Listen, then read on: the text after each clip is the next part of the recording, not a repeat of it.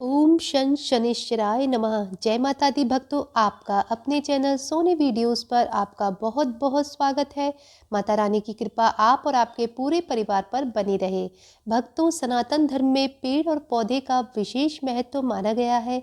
शास्त्रों के अनुसार कई ऐसे वृक्ष बताए गए हैं, कई ऐसे पौधे बताए गए हैं जिनकी पूजा से देवी देवताओं की कृपा हमें प्राप्त होती है और ग्रह बाधाओं से भी मुक्ति मिलती है। शास्त्रों में कई ऐसे वृक्ष और पौधों का वर्णन मिलता है जिन्हें देव वृक्ष कहा जाता है और देवताओं के समान ही उनकी पूजा की जाती है। देवता का साक्षात स्वरूप मानकर हम उनकी पूजा करते हैं और उनका हमें लाभ भी प्राप्त होता है। जैसे पीपल का वृक्ष जो होता है उसमें सभी देवी देवताओं का वास माना गया है और भगवान श्री हरि विष्णु साक्षात स्वरूप पीपल का वृक्ष माना गया है।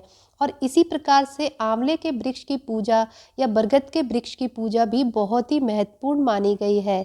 और इसके अलावा तुलसी के पौधे की पूजा या केले के पौधे की पूजा जो की जाती है उससे भी ग्रह बाधाओं से मुक्ति मिलती है और देवी देवताओं की कृपा हमें प्राप्त होती है। इसी क्रम में एक पौधा आता है शमी का पौधा, जिसे शनि ग्रह से जोड़कर देखा जाता है। शमी के पौधे के पूजन से शनि से संबंधित जो भी पीड़ा होती है वो दूर हो जाती है। जैसे कि आप शनि के साढ़े साती से परेशान हो, ढैया से परेशान हो, शनि गोचर में आपको कष्ट दे रहे हो, तो ऐसी स्थिति में शमी के पौधे के पूजन से आपकी जो परेशानियां हैं वो दूर हो जाती है।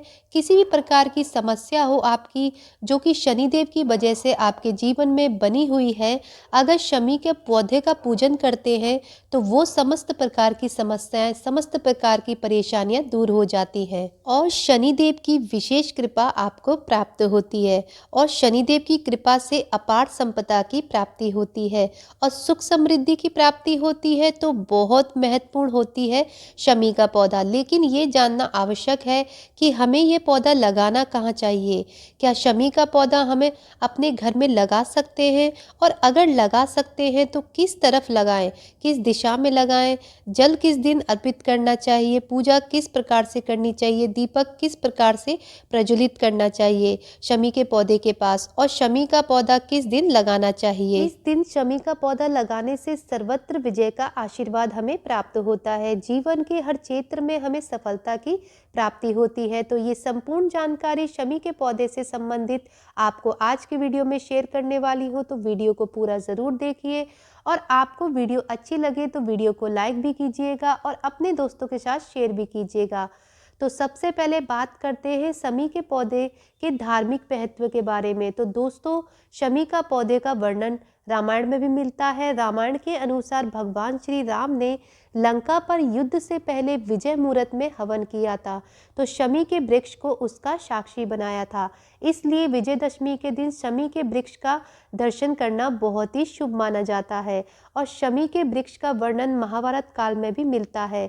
महाभारत काल में पांडवों ने शमी के वृक्ष के नीचे ही अपने अस्त्र शस्त्र छिपाए थे। और इसके अलावा शमी के पत्ते शिवलिंग पर अर्पित करने से समस्त प्रकार की ग्रह बाधाओं से मुक्ति मिलती है, कष्टों से मुक्ति मिलती है, कर्ज और बीमारियों से मुक्ति मिलती है।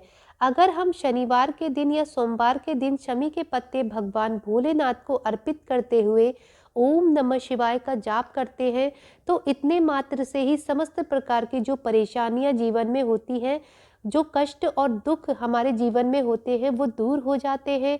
तो धार्मिक शास्त्रों में बहुत ही अधिक महत्व बताया गया है शमी के पत्ते का। अब बात करते हैं ये पौधा हमें कब लगाना चाहिए, किस दिन लगाना चाहिए। देखिए, शमी का पौधा लगाने के लिए जो दिन होता है, विजयदशमी का दिन सबसे शुभ माना जाता है।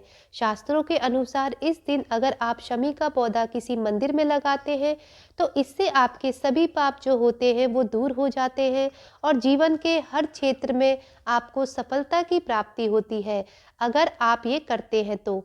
लेकिन अगर आप विजयदशमी के दिन शमी का पौधा नहीं लगा पाते हैं तो ऐसे में आप शनिवार के दिन भी शमी का पौधा लगा सकते हैं।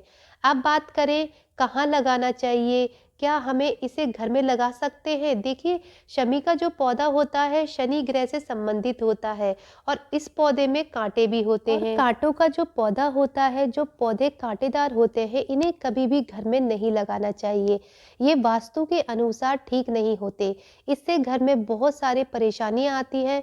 वास्तु के अनुसार कांटेदार पौधे जब हम घर में लगाते हैं तो गृह क्लेश बढ़ता है, आर्थिक तंगी बढ़ती है, बीमारियां बढ़ती हैं, दुश्मनी बढ़ती है, मतलब बेवजह के शत्रु बढ़ते हैं और जीवन में और भी कई प्रकार की परेशानियां बढ़ती हैं। इसलिए कांटेदार पौधे कभी भी घर में नहीं लगाने चाहिए। देखिए, शमी का जो पौधा होता है शनि ग्रह से संबंधित होता है और हम शनिदेव की मूर्ति या प्रतिमा भी हम अपने घर के मंदिर में स्थापित करके पूजा नहीं करते। शनिदेव की जो पूजा होती है वो घर से बाहर की जाती है।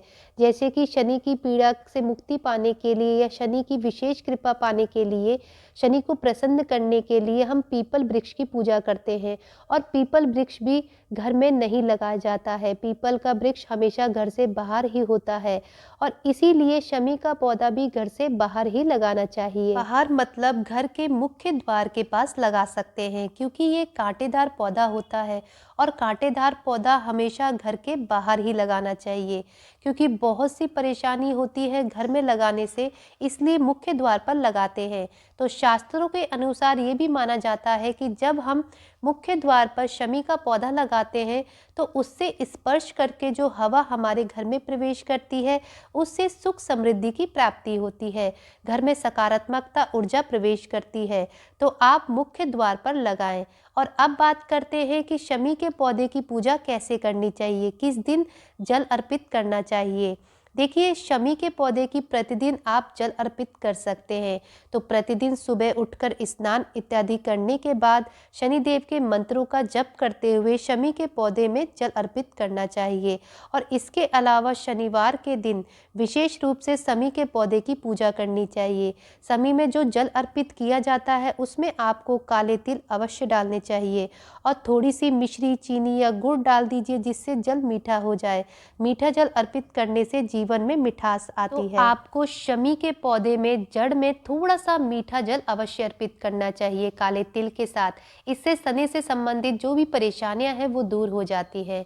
शास्त्रों के अनुसार शमी का पौधा जैसे जैसे बड़ा होता है, जैसे जैसे छायादार घना होता है, पत्तियां जैसे उसकी घनी होती हैं, वैसे ही आपके जीवन में लक्ष्मी का आगमन होता है, धन का आगमन होता है, परिवार में सुख समृद्धि आती है। तो प्रतिदिन उसमें जल अर्पित कीजिए और ध्यान रखिए कि पौधा सूखे ना।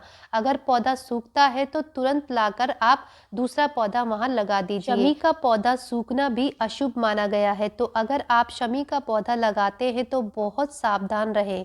जैसे ही पौधा सूखता है उससे पहले आप दूसरा पौधा वहां लाकर लगा दें। और शमी के पौधे में शाम के समय में आप दीपदान भी कर सकते हैं।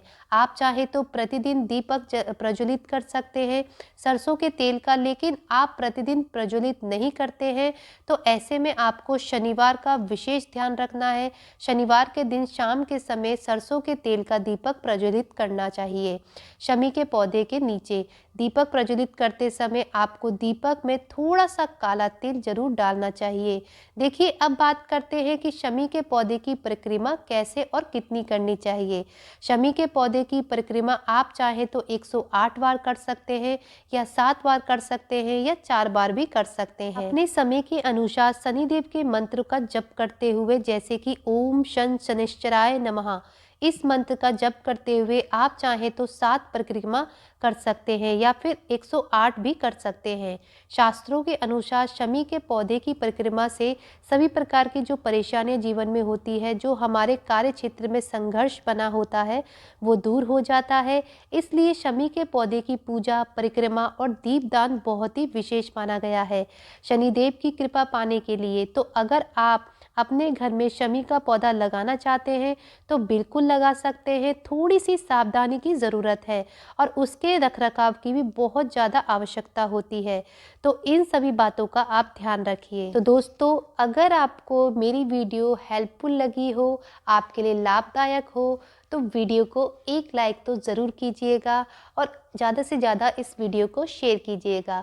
मिलते हैं ऐसी ही वीडियो के साथ, तब तक के लिए जय श्री राम।